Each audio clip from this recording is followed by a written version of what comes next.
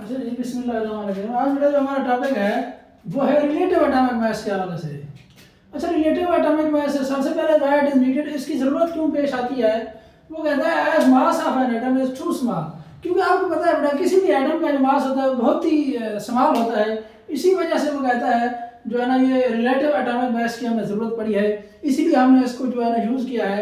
अच्छा, relative atomic मास पढ़ने से पहले, इसकी डेफिनेशन से पहले मैं आपको बताऊं, आपने शायद बल्कि आप इस्तेमाल करते हैं जब भी ये बेसिकली एक यूनिट है बेटा किसी भी जो है ना आइटम को मालूम करने का, उसके मास को मालूम करने का। आप जो है ना ये हर रोज इस्तेमाल करते हैं।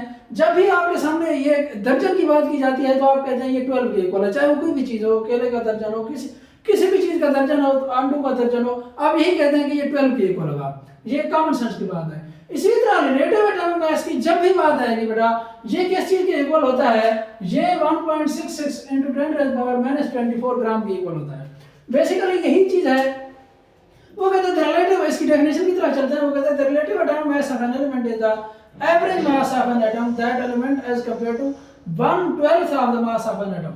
जो किसी भी एटम का मालूम करने के लिए, हमें मास मालूम करने के लिए हम क्या करते हैं, उसको कार्बन 12 के 12वें हिस्से से क्या करते हैं बेटा, कंपेयर करते हैं।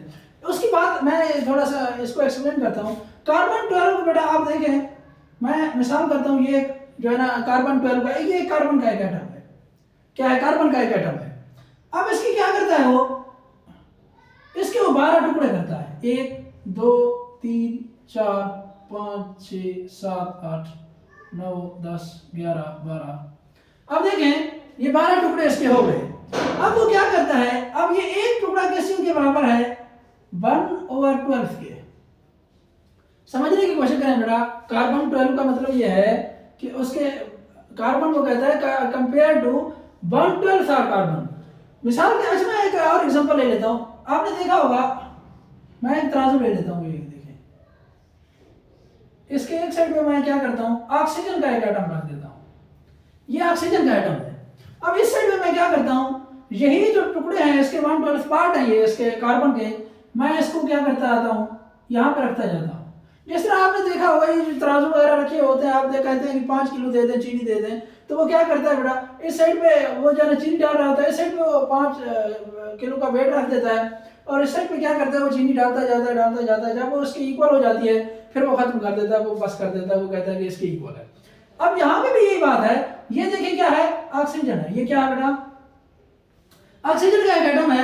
मैं इसका वेट मालूम करना चाहता हूं, तो आप देखें रिलेटिव एटॉमिक मास। अब मैं क्या किया, एक एक टुकड़ा करके यहां पे उठाता जाऊंगा, इसको डालता जाऊंगा, इसको डालता जाऊंगा। ये कितने हो जाएंगे? 4 5 6 7 8 9 10 11 12 13 14 15 एंड 16। जब ये 16 टुकड़े, ये 1/12 पार्ट मैंने इसके डाल दिए कार्बन के, तो इसके ये है ना, ये जो ऑक्सीजन का एटम है, ये जो तराजू है, ये बिल्कुल बराबर हो गया, बिल्कुल इक्वल हो गया। इसका मतलब ये है कि ये जो है ना, इसका एटॉमिक मास फिर कितना हो जाएगा, वो इसके 16 जो है ना, जो इसके 16 पार्ट हैं, तो 1/12 पार्ट जो इसके कार्बन के 12 पार्ट हमने बनाए थे, ये उसके 16 अगर ऐसे टुकड़े इकट्ठे किए जाए एक साइड पे, तो ये किसकी के बराबर होता है बेटा? ये ऑक्सीजन के एक एटम के बराबर होता है। बेसिकली वो यही बात यहाँ पे कर रहा है, as compare to 1/12 mass of an atom of carbon 12 isotope.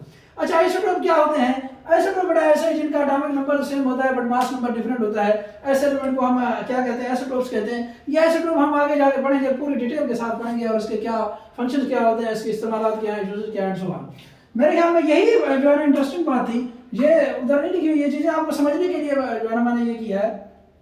Basically बेटा कार्बन को क्या करता है, 12 हिस्सों में डिवाइड करता है, और वही 1/12 पार्ट जो है ना, किसी भी एटम का मास मालूम करने के लिए एक एक टुकड़ा उसको जो है ना ऐड करते जाएंगे।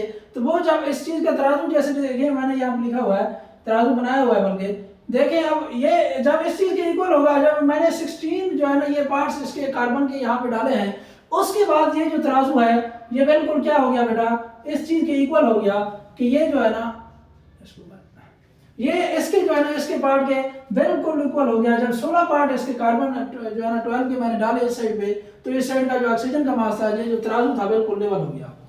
अच्छा, उसके बाद चलते हैं एटॉमिक मास यूनिट क्या है बेटा? सिंपल सी बात है, ये जो रिलेटिव एटॉमिक मास है इसको हम एटॉमिक मास यूनिट से रिप्रेजेंट करते हैं। It is unit of relative atomic mass is called atomic mass unit. और जी वेरी वेरी इंपॉर्टेंट है बेटा, ये एमसीक्यू में पूछता है और वो शॉर्ट क्वेश्चन में पूछता है 1 AMU इज इक्वल टू, ये उधर जो है ना कंफ्यूज करने के बच्चे को कोशिश यही करता है 1 -24 की बजाय वो +24 लिख देता है, या बिल्कुल इसके साथ कुछ भी नहीं लगाता, या यहाँ पे ग्राम की बजाय किलोग्राम लिख देगा। तो ये आपने कंफ्यूजन का शिकार नहीं होना। 1 AMU इज इक्वल टू 1.66 × 10⁻24 ग्राम है। तो ये जो है ना इसकी जो है ना मेरे ख्याल में यही डेफिनेशन है, और ये पास पेपर में उसने पूछी भी है व्हाट इज रिलेटिव एटॉमिक मास। तो ये आपको 2 नंबर के शॉर्ट के तौर पर पूछी है उसने, और ये एमसीक्यू में बार आज हुआ है बेटा, ये इंपॉर्टेंट एमसीक्यू है। तो ये जो है ना मैं लिख भी देता हूँ, वो कंफ्यूज यहीं पे करता है, मैंने इसको खत्म कर देता है या ग्राम के साथ के लगा देता है, किलोग्राम बना देता है इसको। तो ये मेरे ख्याल में काफ़ी है जी, कल इंशाल्लाह नेक्स्ट पढ़ेंगे तो कि मॉलिक्यूलर फार्मूले को कैसे रिप्रेजेंट किया जाता है, किसी भी केमिकल फार्मूले को, और उसकी इंपॉर्टेंस क्या है, तो वो हम इंशाल्लाह नेक्स्ट लेक्चर में देखेंगे। तो आज के लिए इतना ही, कल इंशाल्लाह फिर बहुत शुक्रिया, बंद करते हैं इसमें।